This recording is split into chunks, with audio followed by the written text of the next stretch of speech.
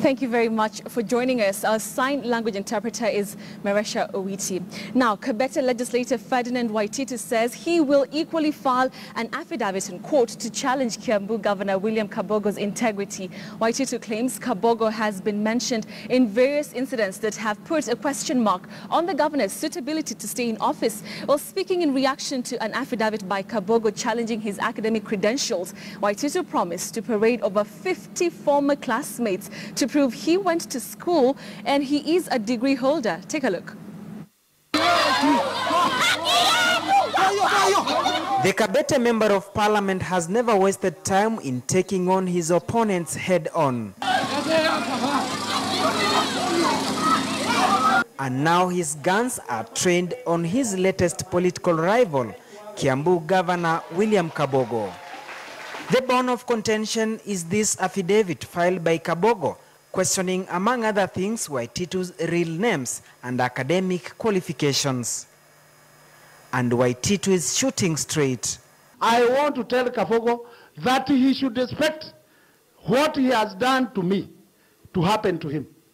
Waititu now says he will file his own affidavit, giving a blow-by-blow account on the various incidents that are in public domain touching on the Kiambu governor's integrity. I want to file a cross petition to question his integrity. Why was he mentioned in the murder of a policeman in Mombasa? Why was he mentioned in a murder case, in Masekino's case, a student at the University of Nairobi? How can he do that as a parent? I also want to know why somebody who claimed to have integrity can be mentioned as a drug dealer in Kenya. Kabogo has repeatedly denied any involvement in all those incidents, but Waititu says he'll be putting the governor to his defense again. In his affidavit, Kabogo states that Waititu's election on 4th May 2015 as Kabete Member of Parliament was fraudulent, since he ran under a name he had denounced on 11th January 2013 and acquired a new one. For 12 years, I was brought up by a single mother. And that is why my names are that confusing. Because at one time, I was called by my grandfather's name from my mother's side. Then when we came back to my father's side, I started using my father's name. That is why people find my names as if there is something sinister. On claims that he's not a degree holder and never went past primary education, he says, I'm going to come with over 50 classmates from primary, secondary school, high school, where I was.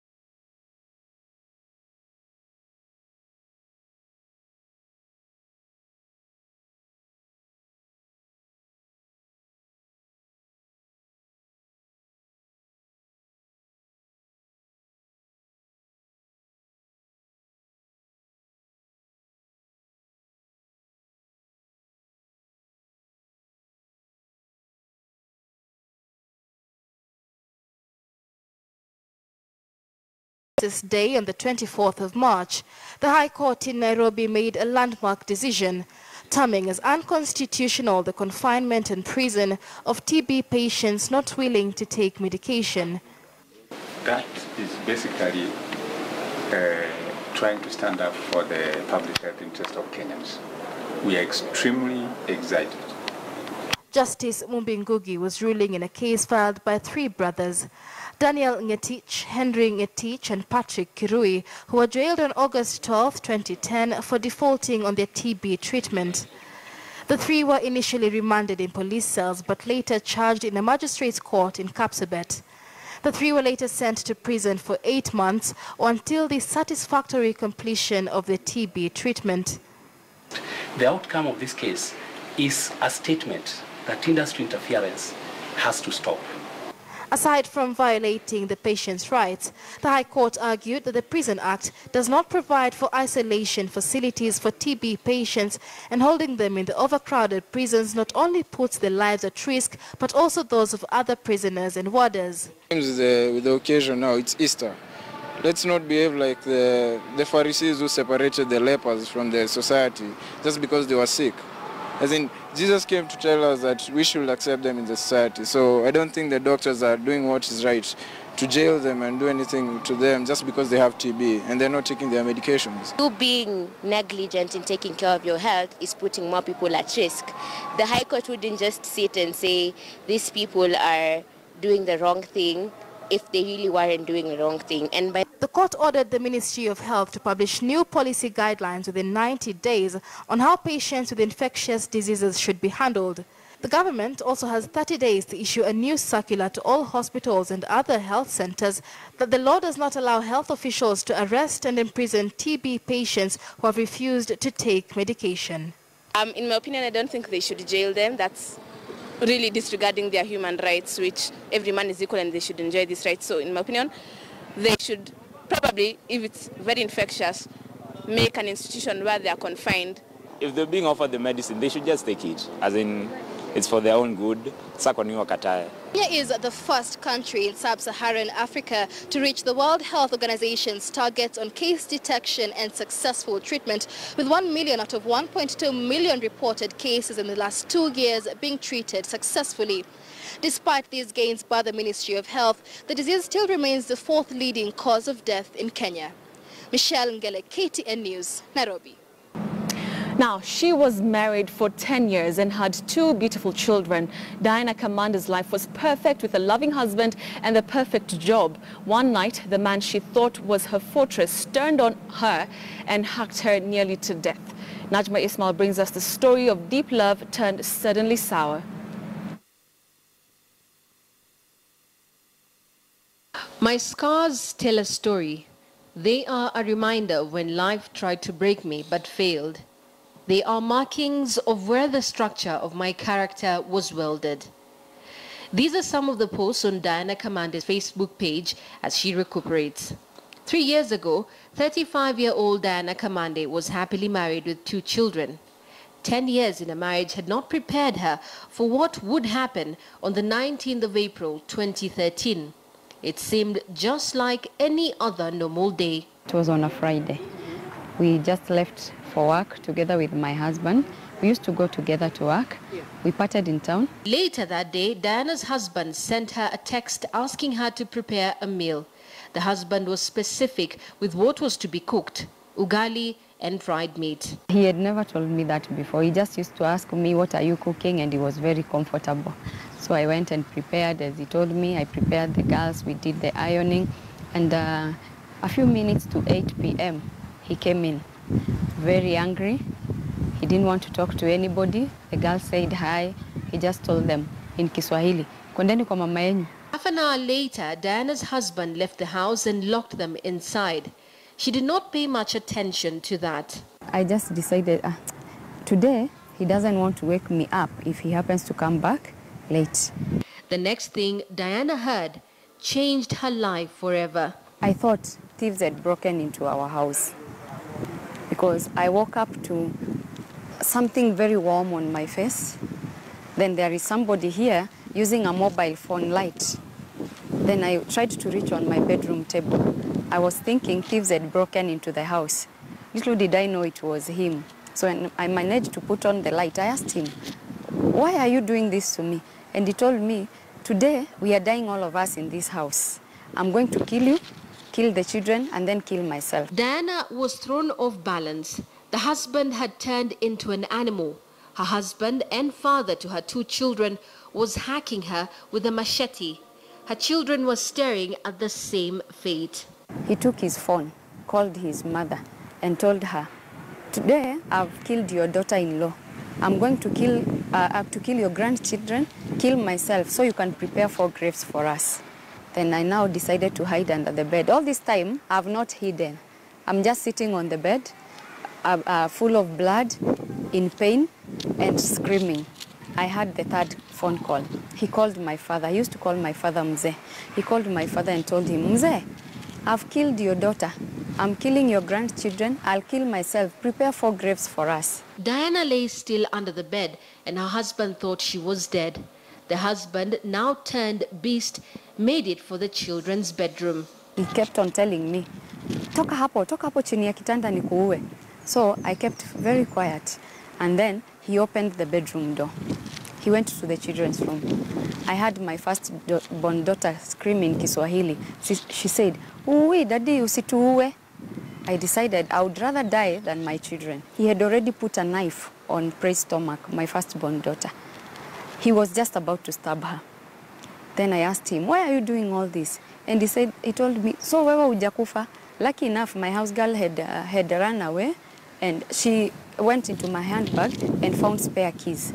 And then she found her way out. So she called my parents, she informed my sister. My sister used to live close to me.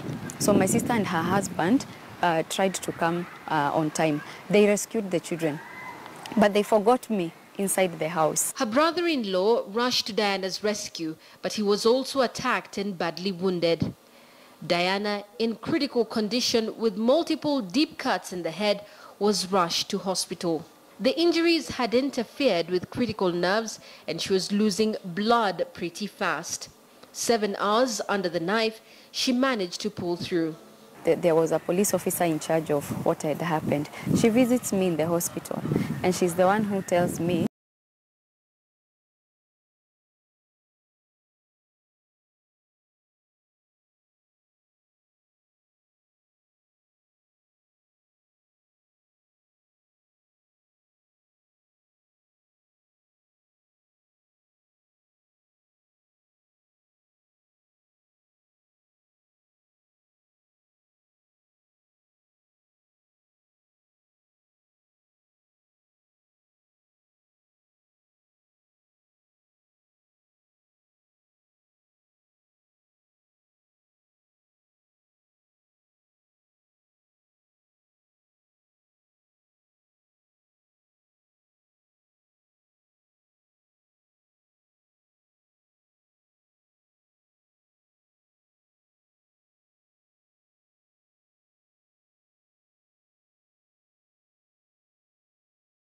despite the fact that they have never heard each other's voices and have never heard the beautiful sounds their baby made after he was born. Lofty Matamo brings us the story of silent love.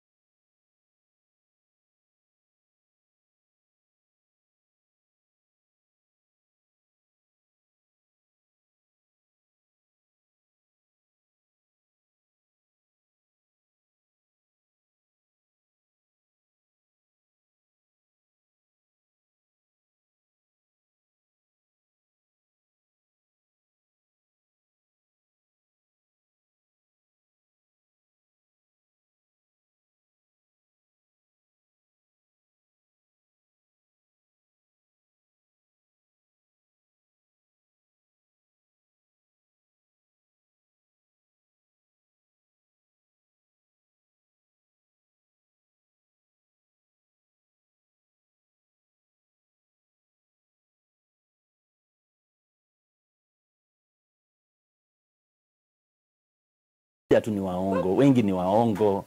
Atakwambia hivi, akuahidi hivi, lakini utakuta anabadilisha mambo. Imekuwa mzuri sababu kufika saa hii maybe angekuwa tena ametoweka, lakini saa hii sasa amekaa. The couple has a 3-year-old baby boy in Rwanda by the name Akeza, who can hear and speak well, but signs remain a default language in this young family. Baba alikuwa anaongea naye akiwa mdogo tu, hiyo ndio lugha yake ya mama sasa. The lovebirds have since looked for another child in vain. Tukaenda kwa daktari pale, lakini yale mambo anafanya hata singeelewa ni nini anaendelea pale, kwa sisi hatusikii. Henriette sells omena and bananas at N Town near Kabete. Her husband continues to make metal boxes, a technique he learned from his in-laws back in Rwanda. After all, life has to go on. However, the smiles, openness and sincerity, they say, is the pillar of their love life. Silent love is the love between Evans and Omutase, love that neither hears nor shares with the outside world. To them, this love will last forever. Lofty Matambo, KTN News, N-Town, Nairobi. Interesting. Now, in that spirit of unconditional love, Pope Francis and Christian church leaders around the world led faithful in marking Good Friday and ushering in the Easter holidays. Trix Ngado reports. Christian faithful across the world will be spending this weekend remembering the death and resurrection of Christ and its significance to their faith. Many filled church pews listening keenly to sermons in praise and worship, prayer and meditation.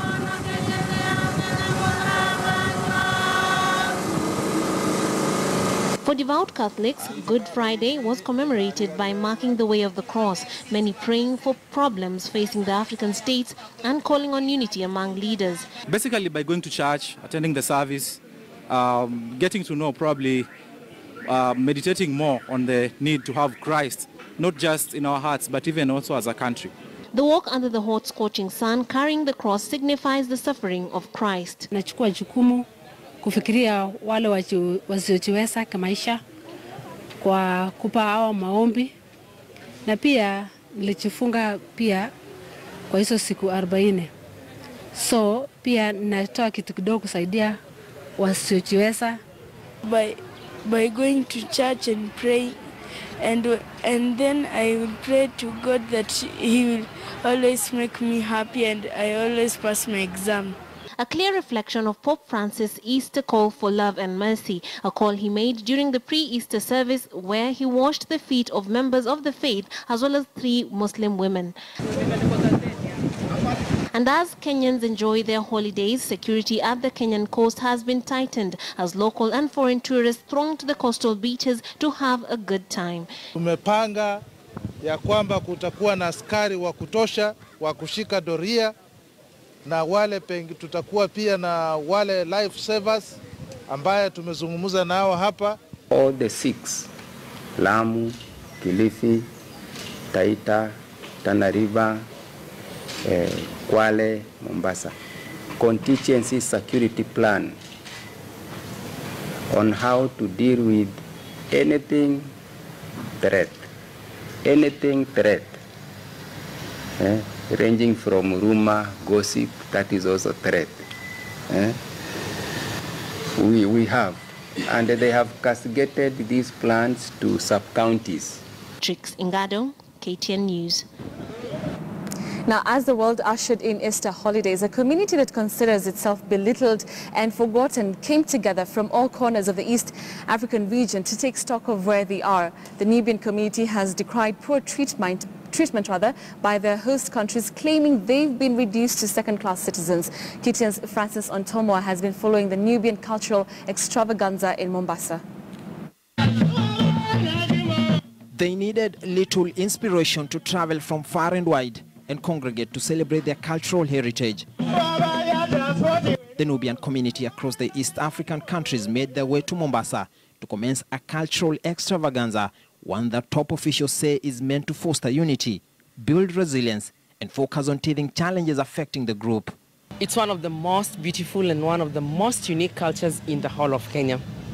And as time goes by, the more we promote our culture, the more it's being appreciated by people in Kenya. Kwa kila mwaka lazima tuoneshe utamaduni wetu, vile kuko, sherehe kama hizo, mavazi, vyakula vya zamani mpaka zipikwe, vitu kama hizo. We expect to go take it to Sudan and Tanzania in future, uniting all Nubians in East and Central Africa. And just to show how important the event was, the celebration prompted the arrival of Ugandan Deputy Prime Minister Moses Ali, a Nubian who has stayed on the forefront to champion the rights of the minority group in the East African nation. Cultures must be preserved because it is a part of identification of some people, different type of people, different culture identifies with the other different type of people. Their rich traditions and culture has enabled them to build a network of engagement, making them meet at least once every year. And it's not just a meeting of merriment. This community has serious concerns to communicate.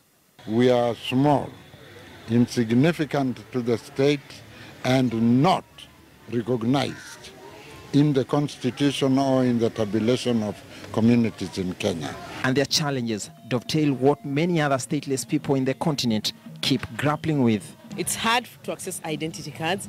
It's really hard to get recognition as a minority community, even as much as the Constitution gives us the right. In Kenya, the Nubian community is mainly found at Kenya's largest slum, Kibera, and their history goes back to the 18th century.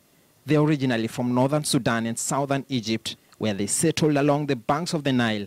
Their recruitment into the British Army during the First and Second World Wars scattered them throughout the East African region.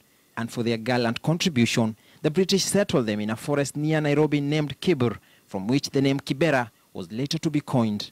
Not the government of Mzee, not the government of Kibaki, of Moi, nor that of Kibaki. That we never pleaded with. Now we are pleading with His Excellency Uhuru to tell us, who are we? Are we accepted? Are we rejected? The community has flourished culturally and in numbers, despite the effects of marginalization and intermarriage. The population of the community in Kenya is estimated to be 250,000. For a community that has perennially cited state oppression, today the Nubian community met here in huge numbers to not only celebrate their culture, but also recognize the true fabric that knits them together. Francis Ontomwa, KTN News,